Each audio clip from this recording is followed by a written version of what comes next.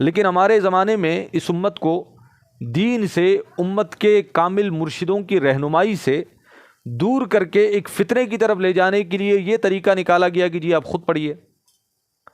اچھا خود کیسے پڑھیے؟ خود کتاب اٹھائیے، خود پڑھیے اور عمل کیجیے۔ اس کو اگر میں عقلی انداز میں سمجھاؤں تو میں یوں کہوں گا کہ جی خود پڑھنے کا مطلب یہ ہے کہ آپ سرجری کی کوئی بک اٹھائیے، اس میں آپریشن کا طریقہ پڑھیے اور بندے کو لٹا کر کاٹ دیجیے۔ کوئی بھی ذی عقل مجھے بتائے کہ میڈیکل کی ساری کتابیں آج آپ کو اردو زبان میں بھی مل جائیں گی، ہر بندہ انگلش پڑھ سکتا ہے، انگلش میں تو اویلیبل ہے ہی۔ بڑے بڑے سرجنز نے اپنے تجربات کتابوں میں لکھ دیے ہیں کہ کس مرض میں ہم کس طرح کا آپریشن کرتے ہیں، کیسی سرجری کرتے ہیں۔ تو کیا کوئی بھی دنیا میں ایسا ذی عقل ہے جو کہے سرجن کی بک پڑھ کر میں ایک زندہ سالم آدمی کو لٹا کر اس کا آپریشن کر دوں؟ ہر شخص کہے گا کہ کتاب میں لکھا پڑھ لینا کافی نہیں ہے۔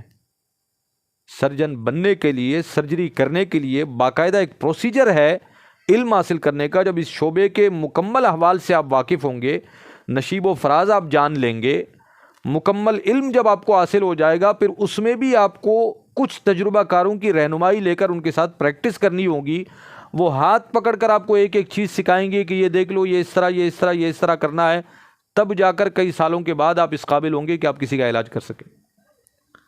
تو آج لوگوں کو یہ بتایا جا رہا ہے کہ روحانی بیماریوں کو دور کرنا ہے تو ایک کتاب لو، بلکہ کتاب کی بھی اب ضرورت نہیں ہے۔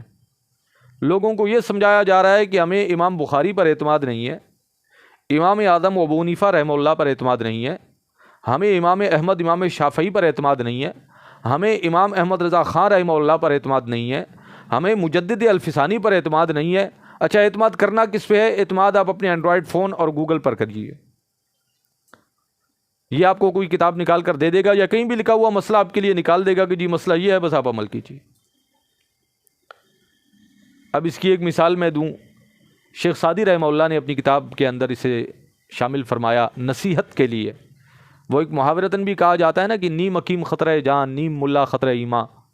تو یہ ایسے ہی لوگوں کے لیے کہا گیا جنہوں نے پڑھا بڑا کچھ نہیں، بس ایک آدھ لفظ کہیں سے سن لیے، سیکھ لیے اور آ کر جو ہے فتوے جاڑنے لگے۔ کہتے ہیں کہ ایک طالب علم تھا جو ایک حکیم کے پاس کام کیا کرتا تھا۔ حکیم کے ساتھ کہیں سے گزر رہا تھا، وہاں لوگوں نے حکیم صاحب کو روک لیا کہ جی یہ ایک اونٹ ہے جو بہت زیادہ تکلیف میں ہے، اور اس کی تکلیف کیا ہے کہ اس کا گلا بہت زیادہ سوجا ہوا ہے، بالکل اس کا گلا آگے کی طرف نکلا ہوا، اس میں بہت زیادہ سوجن ہے، تو اونٹ بڑی تکلیف میں ہے۔ حکیم صاحب نے اونٹ کی گردن پر ہاتھ پھیرا، ہاتھ پھیرنے کے بعد اس نے کہا کہ یہ کوئی زیادہ مسئلہ نہیں ہے، میں بھی اس کا حل کر دیتا ہوں۔ کہا جی کیا کریں؟ کہنے لگے کہ آپ ہتھوڑا لے کر آئیں۔ حکیم صاحب نے اصل میں ہاتھ پھیرتے ہی محسوس کر لیا تھا کہ ایک سخت لکڑی جو ہے اونٹ کے گردن میں پیوست ہو گئی ہے، سیدھی ہونے کے بجائے وہ ترچھی ہو گئی ہے، اور گردن کے دونوں حصوں میں پیوست ہونے جانے کی وجہ سے سوجن ہو گئی ہے۔ انہوں نے ہتھوڑی سے اس خاص مقام پر ایک ضرب لگائی تو وہ لکڑی ٹوٹ گئی، اندر کو اتر گئی، تکلیف ختم ہو گئی۔ اب جو شاگرد صاحب جنہیں جمعہ 8 دن ہوئے تھے حکیمی سیکھتے، انہیں لگنے لگا کہ اب تو میں بھی بڑا حکیم بن گیا ہوں بھائی۔ وہ گھر گئے تو پتہ لگا دادی بیمار ہیں۔ جی کیا بیماری ہے؟ کہنے لگے گردن میں سوجن ہے، کوئی رسولی نکلی ہوئی ہے۔ کہنے لگے اس کا علاج تو میں آج سیکھ کے آیا ہوں۔ دادی کو یہاں لٹائیے اور ہتھوڑا لے آئیے۔ پھر انہوں نے دادی کو 6-8 ہتھوڑے برسائے، گردن تو نیچے نہیں گئی لیکن دادی اوپر چلی گئی۔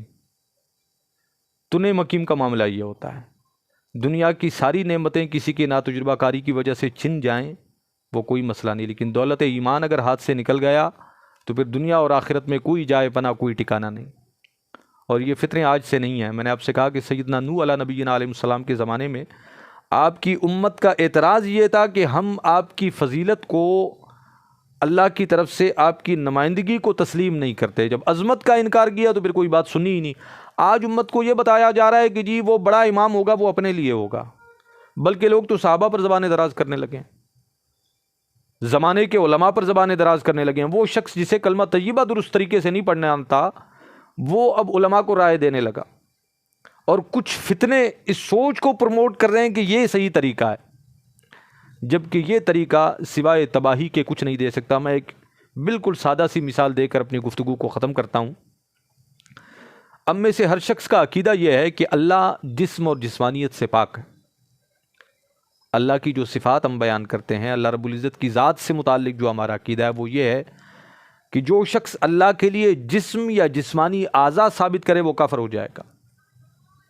اگر کوئی شخص یہ کہے کہ اللہ کے ہاتھ ہیں اللہ کے پاؤں ہیں، معاذ اللہ اللہ کا بدن ہے، یا کوئی ایک عضو بھی ثابت کرے تو بزرگوں نے کہا کہ اصل میں کسی نے اگر یہ کہا نا ہاتھ ہے، تو ہاتھ ہوا میں لٹکا ہوا تو نہیں ہوگا، ہاتھ کے لیے تو پھر کندھا چاہیے جہاں وہ جڑا ہوا ہو۔ اچھا اگر کندھا ہے تو پھر کندھا ہوا میں تو نہیں ہوگا، وہ پھر سینے کے ساتھ لگا ہوا ہونا چاہیے، اور سینہ پھر ہوا میں معلق نہیں ہوگا، اس کے ساتھ پھر باقی دڑ بھی ہونا چاہیے۔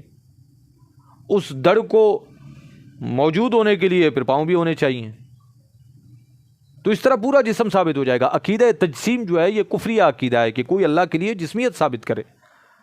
ایک عام شخص جس کے پاس قرآن کا علم نہیں ہے، جس نے قرآن پراپر طریقے سے تفسیر کا علم، ناسخ و منسوخ کا علم، قرآن کی آیات کا علم، رسول اللہ کی احادیث کا علم حاصل نہیں کیا، بلکہ اس نئے دور کے فتنے کے زیر اثر آ کر کہتا ہے کہ میں قرآن لے کر خود پڑھوں گا، خود فیصلہ کروں گا، اب اسے امت کے کسی عالم پر اعتماد تو نہیں ہے۔ پہلے تو چاہیے یہ کہ وہ ترجمہ بھی نہ پڑھے، اس لیے کہ اس نے کسی مفسر کو تو ماننا نہیں ہے۔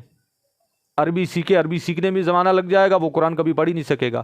چلیں وہ کسی کا ترجمہ پڑھ بھی لیتا ہے گوگل پر اعتماد کر کے، جسے محدثین پر اعتماد نہ رہا، تو اس ترجمے میں وہ پڑھے گا ید اللہ فوق ایدیہم، اللہ کا ہاتھ ان کے ہاتھوں کے اوپر ہے۔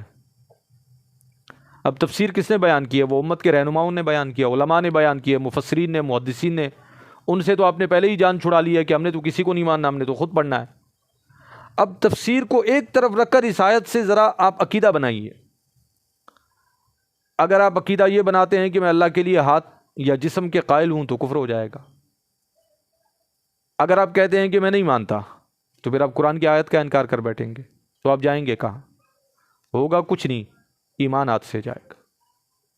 اس لیے کہا گیا، بلکہ قرآن کریم فرقان حمید کے اندر خود اللہ رب العزت نے ارشاد فرمایا فَاسْأَلُوا أَهْلَ الذِّكْرِ إِن كُنتُمْ لَا تَعْلَمُونَ، اگر تم علم والے ہو پھر تو بہت اچھا، لیکن اگر تمہارے پاس علم نہیں ہے، علم تم نے حاصل نہیں کیا، تم وقت نہیں نکال پائے، پھر تم نے یہ نہیں کرنا کہ بغیر علم کے تم مسائل میں کود پڑو، بلکہ پھر تمہارے لیے حکم یہ ہے کہ فَاسْأَلُوا، تم سوال کرو، تم پوچھو، تم جانو، تم سمجھنے کی کوشش کرو، اہل الذکر، اہل علم سے، ان کنتم لا تعلمون، اگر تم علم نہیں رکھتے۔ یہ قرآن کا بالکل واضح اور سیدھا ڈائریکشن ہے جو قرآن نے لوگوں کو بتایا۔